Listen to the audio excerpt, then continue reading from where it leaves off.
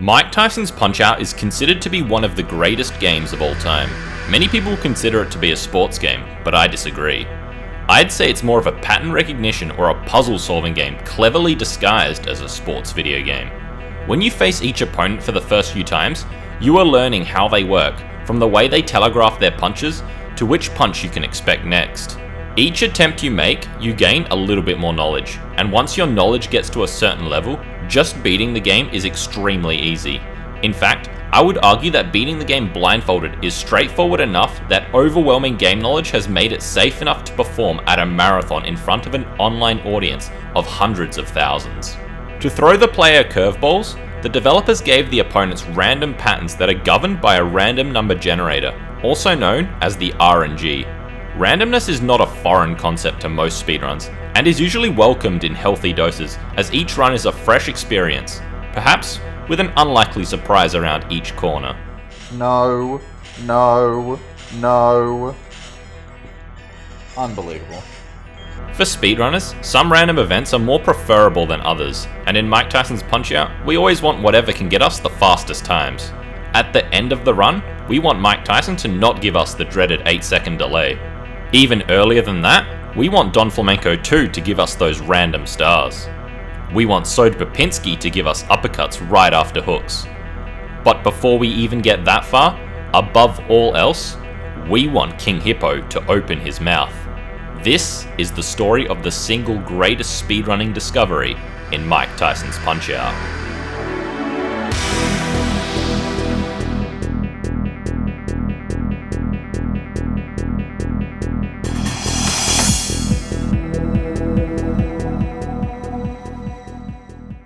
Are you sick of lugging around a massive wallet and in desperate need of an upgrade? Look no further than Kimber Wallets. My boys over there offer a range of quality products at knockout prices.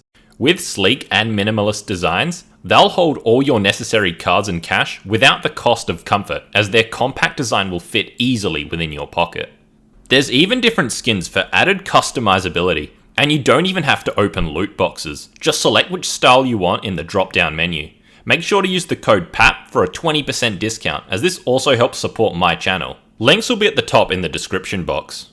Now, on to the video.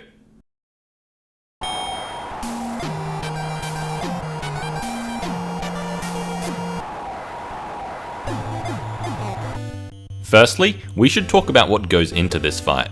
King Hippo has two kinds of punches, one where he doesn't open his mouth and one where he does. In order to deal damage to him, we need to counterpunch right when he attempts to perform one of his open mouth punches. Unfortunately, when he opens his mouth is completely random. He only opens 3/8 of the time. When you do intercept his open mouth punch, you then get to land 8 gut punches, and all the punches in this combo deal 3 damage. So from one open, we can dish out 27 damage. Since King Hippo starts with 96 health, it's going to take him to open 4 times to deal at least that much, right? Well, not quite. If you counterpunch him in the mouth early enough, on the first 5 frames to be exact, the face punch will now deal 5 damage, and you'll be able to land 1 extra gut punch for a total of 32 damage. If we can hit the early counter on 3 open mouth punches, Hippo can be beaten with him only opening his mouth 3 times, and this is known as a 3 cycle. The trouble is, hitting that 5 frame window is quite difficult. Just before he opens his mouth, Hippo will shake up and down twice. That's your visual cue to time your face punch. Even though this cue is modest enough, the player needs to have 100% concentration on the fight, because Hippo can delay different amounts between his punches, and this is enough to throw even the best players off. A few years ago, a typical King Hippo fight from Sinister 1, Zalad 1, or even Summoning Salt would have looked like this. The fight begins with 3 right dodges, and this allows our first punch to land on the very first frame of Hippo opening his mouth, if he opens his mouth. The game plan was simple enough. Cancel all his closed mouth punches and react your best for when he does open his mouth. Each time Hippo performed a closed mouth punch, that would result in a 3-second time loss from the optimal time of 37.61 seconds, and the fight in the demonstration would be a reset for most top runners that were seriously trying to get a personal best. A 2-hour session of attempts would have about 2 good Hippos, and the rest would end up being mediocre or downright trash. Even runs with good hippos were hard to PB on, simply because of the nerves of being on the god pace. A good question to ask next is what actually causes Hippo to open his mouth? I've already mentioned it occurs 3/8 of the time, but why? This isn't a number I've just plucked out of thin air. We need to take a bit of a dive into how the RNG works in this game. RAM address 0018 keeps track of the RNG, and it can take on any value from 0 to 255. So in reality, there isn't that many values this generator can make. To make this easier, I'm going to convert this number into hexadecimal. So in other words, this generator can make values from 0 up to FF. When the game comes to a point where it has to make a decision, it takes a direct reading from this value. In the case for when King Hippo opens his mouth, it only cares about the rightmost byte, so whatever the value on the left byte is, doesn't matter. At the time of reading, if the right byte is equal to 1, 3, 6, 9, B, or E, which is 6 of the possible 16 values, which simplifies to 3 and 8, Hippo will open his mouth. Unfortunately, knowing that Hippo opens on these 6 values isn't all that helpful alone. We also need to know how the RNG works. On screen now is the boot sequence along with the current RNG value. As it gets past the opening load frames, the RNG starts ticking every single frame, and this game runs at 60 frames per second. Contrary to what it looks like, the RNG takes a pretty predictable path. It actually has a nice looking pattern that repeats every 256 frames, which is every 4.26 seconds. Given the RNG takes this predictable path, you might think it's possible that we can abuse that. Imagine we're here on the King Hippo pre-fight screen and then press start to begin the fight. Since King Hippo chooses his first punch on the exact same frame every time, we could time this start press precisely to guarantee an open mouth punch. Better yet, 6 out of 16 values isn't that bad. There's probably spots in the RNG cycle where you can get a few of them to be right next to each other. Then our start press wouldn't even need to be frame perfect. Unfortunately, this isn't the case, because the developers included one other thing that prevents any sort of RNG manipulation from being possible: the Scrambler. Located at memory address 0019, right next to the RNG, the Scrambler can take on any value from 0 up to 255. Here's how it works. As I said before, the RNG follows a seemingly chaotic, but predictable cycle, which takes 256 frames to complete. The value on frame 0 is going to be the same as the value on frame 256, and the value on frame 1 is going to be the same as the value on frame 257, and so on. Well, not with a Scrambler. Instead of a number always going to the same next one in the sequence, any number can now be mapped onto any other number, creating chaos. But this is still a computer system which must follow its own rules. That means if we know both what frame we are on and the value of the Scrambler, we can predict the RNG in the future, right? In theory, yes, we can absolutely do that. But in practice, it's impossible. The value of the Scrambler is determined by every frame you perform an input on. Think about when you are playing the game. Is every input you do frame perfect? Every single button press? Every single button release? There are close to 200 actions you have to perform up to the King Hippo fight. Are you going to know that you've held up for 836 frames, press start for 251 frames, B for 497 frames? You get the picture. If one playthrough deviates from another by the slightest amount, the RNG value at King Hippo will be different. This is completely absurd, and no human can ever play this precisely, and because of this, RNG manipulation by humans was considered to be impossible by all runners of the game, and even TASers by the likes of Adelica and McHazard.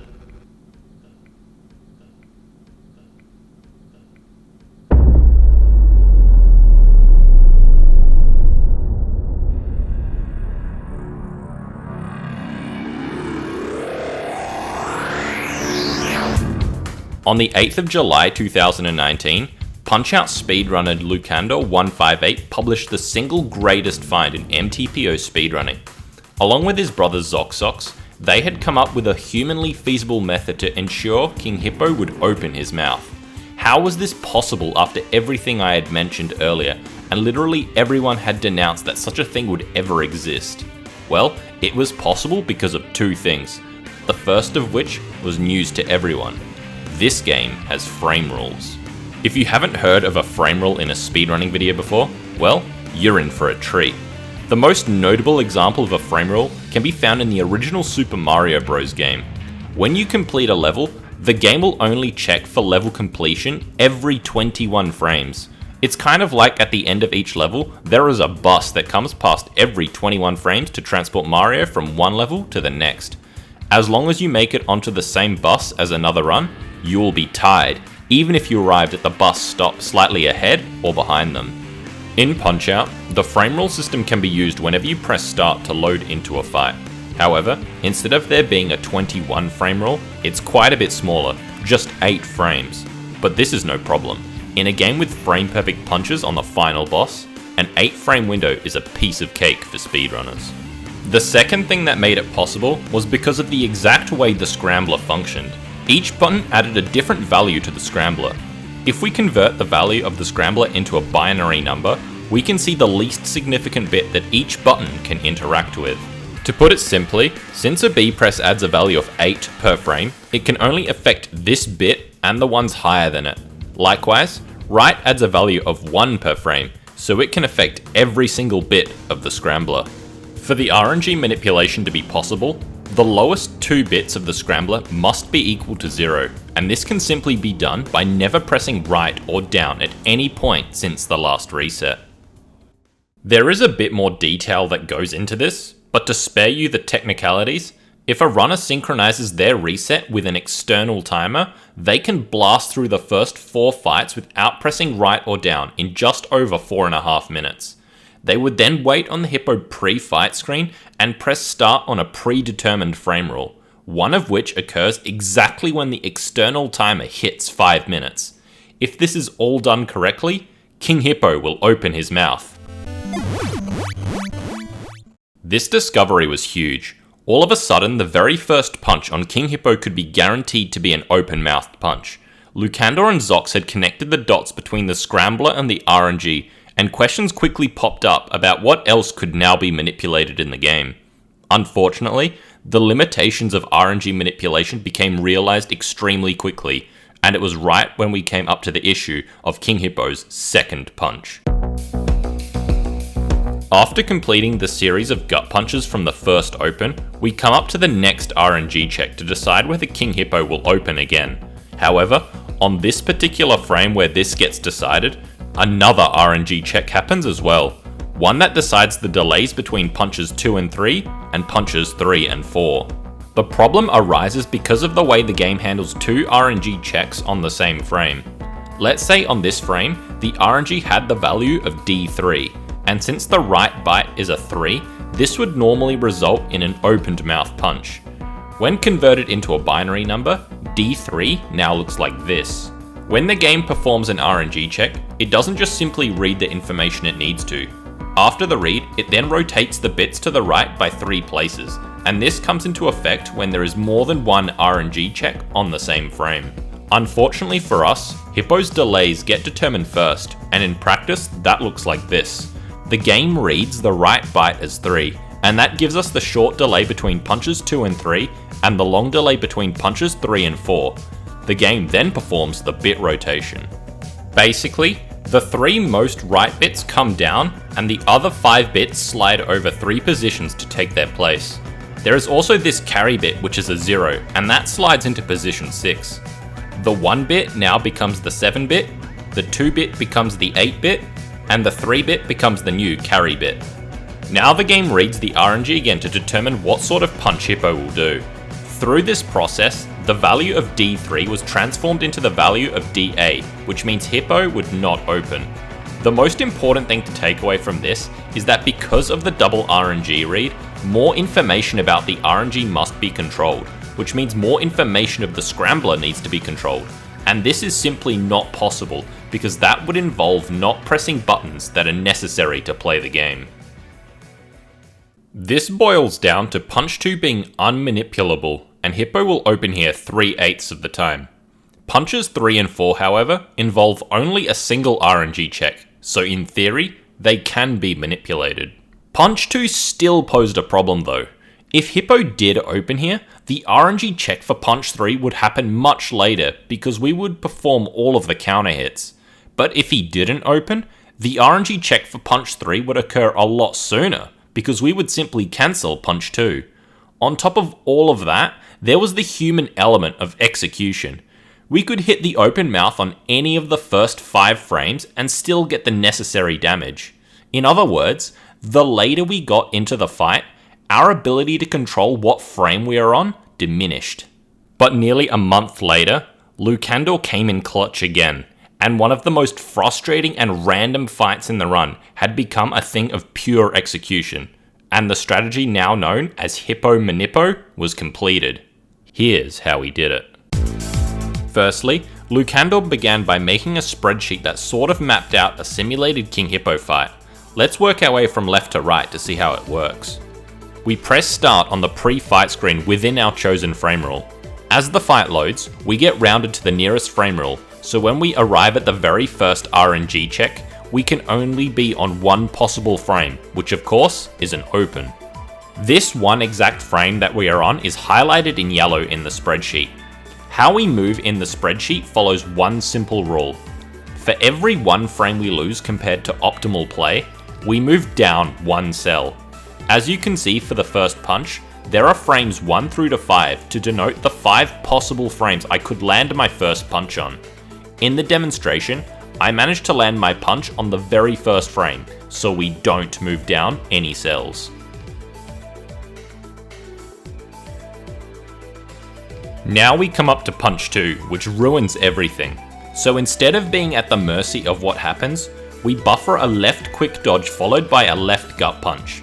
This brilliant idea by Lucandor now means we can completely ignore whatever Hippo wanted to do here, and have a standardized way to consistently get from punch 1 to punch 3 in the same amount of frames every time. As we come to punch 3, you can see that we might have a bit of a problem. I mentioned before that I hit the first open on the very first frame, and everything else has been buffered, so gameplay wise, I haven't lost any frames, and thus, I would be in this row for punch 3, which would not be an open. In order to get an open, we would need to be in the yellow zone exactly when the RNG check happens. In other words, we needed to lose exactly 2 or 3 frames from the fastest possible play. Since I hit the first open here, does this mean I have failed the manipulation? Well, no. We just need to slow down our execution by 2 or 3 frames. This might seem tricky, but there is a reliable in-game method to do this. Going back to the first open, after I land my punch on the first frame, I start buffering some left gut punches.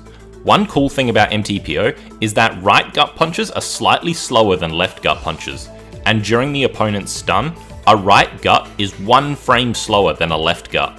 So by performing 2 right gut punches, I can slow down by 2 frames, and can successfully resync my run into the yellow zone. So now it's up to the player to recognize which frame they hit the open mouth on, and there is one key way most people do this. If you hit the open on the first frame, then Hippo will not flash. If the open is hit on the second frame, then Hippo will flash red for 1 frame. And if you hit the 3rd, 4th or 5th frame, then Hippo will flash red for 2 frames. Jumping back to where we left off, we were on this frame just in preparation for Hippo's 3rd punch. Once again, I end up hitting the first frame of the open, and looking at the spreadsheet, we need to slow down by 3 or 4 frames in preparation for Hippo's 4th punch. You might be wondering how well a runner can reliably recognize what frame they managed to hit the open mouth on. Discerning between individual frames is absolutely not an easy feat, but players with experience performing Hippo Manippo can reliably pull it off upwards of 90% of the time, and even beyond that. What was once in the realm of impossibility was now reality for Punch-Out speedruns. King Hippo was a fight that was known for being random, reset heavy, and out of control for runners, and now he had been reduced to nothing but pure, demanding execution. RNG manipulation is potentially one of the most powerful tools within a speedrunner's arsenal of techniques, trading randomness for skill and consistency.